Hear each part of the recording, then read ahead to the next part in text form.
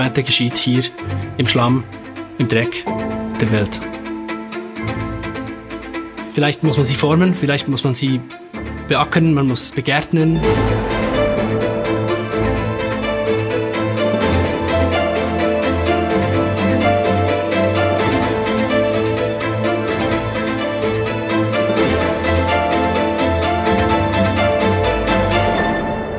Ich will die Bilder malen, die eben halt gemalt werden müssen.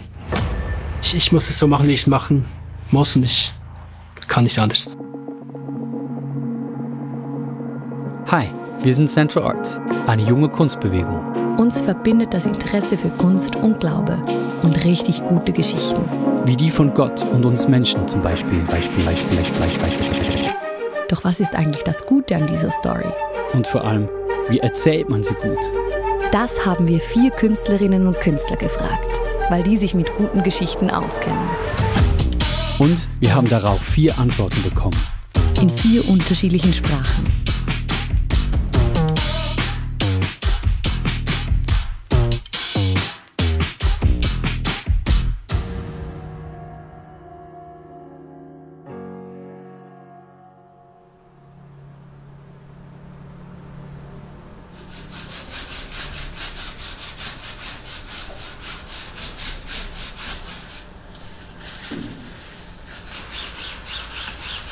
Wer ich bin, hängt stark vom Projekt ab, in dem ich gerade drin stecke.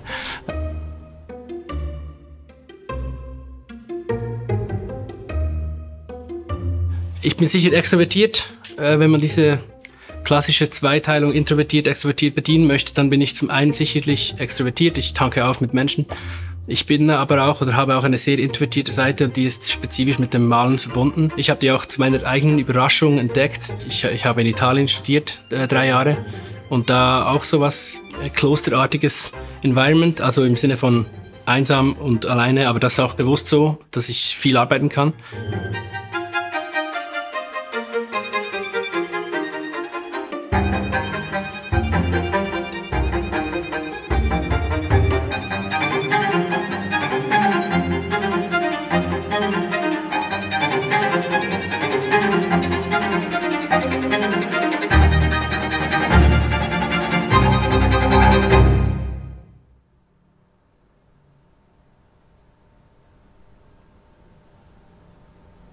Eigentlich kommen meine Ideen immer dann, wenn ich nicht an sie denke. Und mein Prozess führt eigentlich durch eine ganze Reihe von Problemlösungen.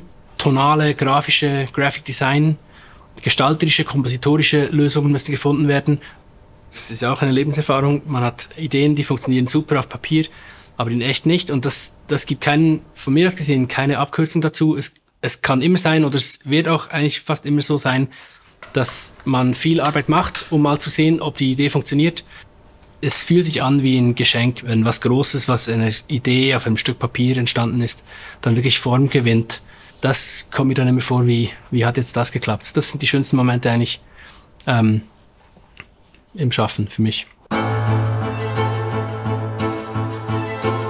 In Italien habe ich das oft erlebt, dass ich so ein Altarbild anschaue und einfach diese unendliche Perfektion, obwohl die mir nicht so liegt. Also ich bin nicht vom Temperament der Mensch, der so arbeitet.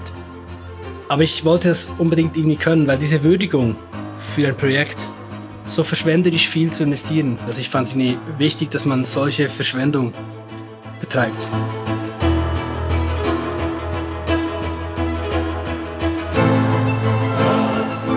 Gerade in einer Zeit, wo alles optimiert wird und wo Workflows effizienter gestaltet werden, wo Apps oder automatisierte Prozesse helfen, die Dinge effizienter zu machen, finde ich eigentlich ganz schön, dass die Malerei so uneffizient ist.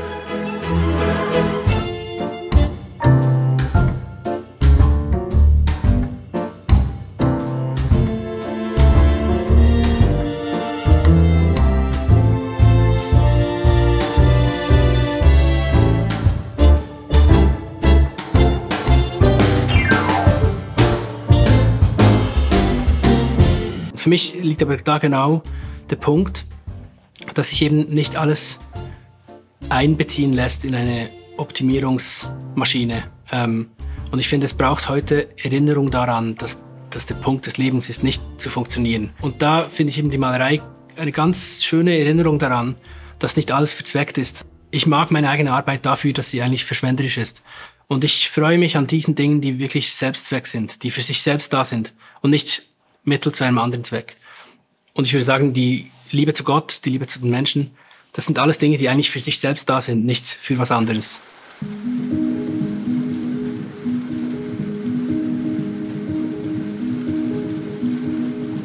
Ich war da in Italien, habe da studiert und da hatte ich so eine Weile, wo ich wirklich ein bisschen verzweifelt bin am Gedanken wie eben dem Ende von allem, der Möglichkeit, dass mit dem Tod die Kerze ausgehaucht ist und dann die Dinge vorbei sind.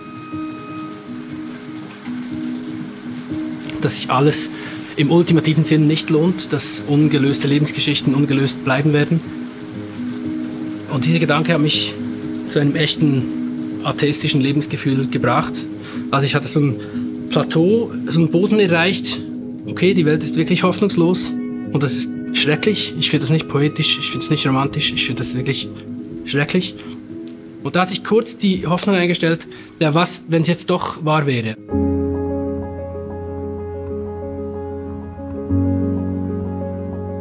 Was hat man zu verlieren, wenn man an Gott glaubt?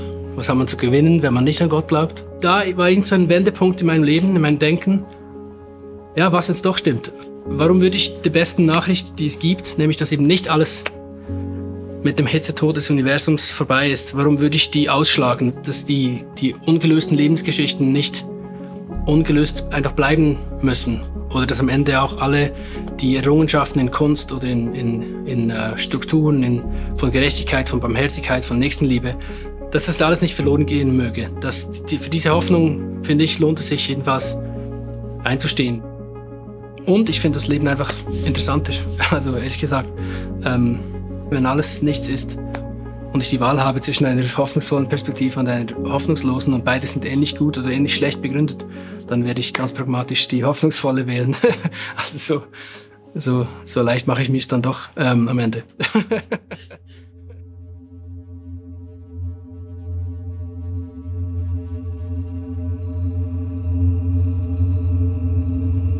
Das moderne Selbst ist eines, das sich selbst absichert gegen unliebsame Einflüsse. Dann wird eigentlich die Innerlichkeit immer wichtiger. Und im Motiv eines Astronauten kommt das eigentlich, finde ich, ganz gut zusammen. Dieses Astronautensein kann eine Art von Weltbeziehung vielleicht symbolisieren. Eine, die eben nicht offen ist für Einflüsse. Also man fühlt sich wohl in einer Netflix-Welt, in einer sicheren digitalen Welt, im Internet. Man fühlt sich gut eigentlich in einer Art von Innerlichkeit, die aber im Web stattfindet. In Stories und in Zusammenhängen, die eigentlich virtuell sind. Die Reichen unserer Zeit scheinen so begeistert zu sein für diese eigentlich Weltflucht. Da scheint mir doch was sehr Bizarres zu haben. Oder was quer liegt zu diesem Impuls zu sagen, Gott ist Mensch geworden. Das unergründliche andere hat konkrete Gestalt in einem Kleinkind angenommen.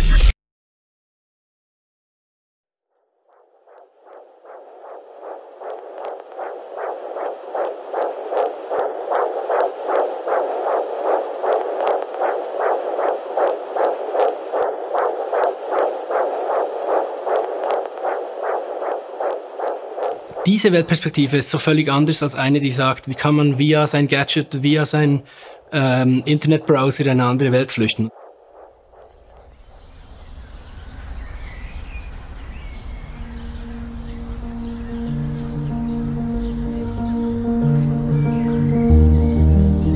Und diese Tendenz, glaube ich, sollte man, wenn man von Advent her denkt, immer wieder entgegnen mit konkretem Fleisch und Blut. Man sollte immer wieder dort landen, wo man echte Menschen vor sich hat, wo man echte, konkrete Strukturen vor sich hat. Dass diese virtuellen, digitalen, entkörperlichten Sphären nicht unser Leben ersetzen. Die Pointe ist hier und das erzählt meiner Meinung nach die Adventsgeschichte. Eine Perspektive, die von dieser Geschichte geprägt ist, sollte sich eigentlich antrainieren, die Welt, wie sie wirklich ist, und zwar mit Schlamm und Dreck. als etwas Positives empfinden. Die Malerei ist eine kleine Metapher dafür, was geschieht, wenn man Material bejaht. Mich nervt Reduktionismus. Mich nervt's, wenn man sagt, etwas ist nur das. Man legt Pigmente mit Öl gebunden nebeneinander, arrangiert das in irgendeiner Weise und plötzlich entsteht dann fast magisch ein Bild, eine Welt. Und im genau gleichen Sinne begegnet uns in der Welt etwas, was eben sich nicht reduzieren lässt auf Moleküle und Atome und Chemie. Und dann braucht es gar keine Verdopplung der Welt. Man braucht nicht eine übernatürliche Welt und eine natürliche Welt, sondern in der echten Erfahrung sind die Dinge untrennbar dasselbe. Es ist beides Schöpfung.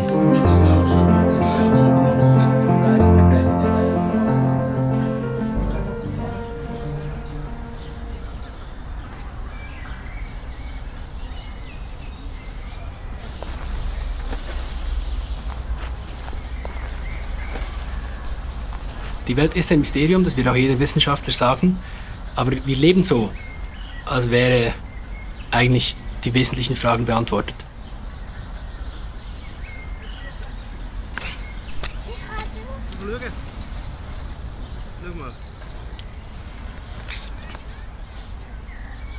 Irgendein Wissenschaftler, irgendein Lexikon wird schon wissen, wie was ist. Man könnte alles nachschlagen, wenn man wollte. Also das Lebensgefühl ist eigentlich eines einer entzauberten Welt.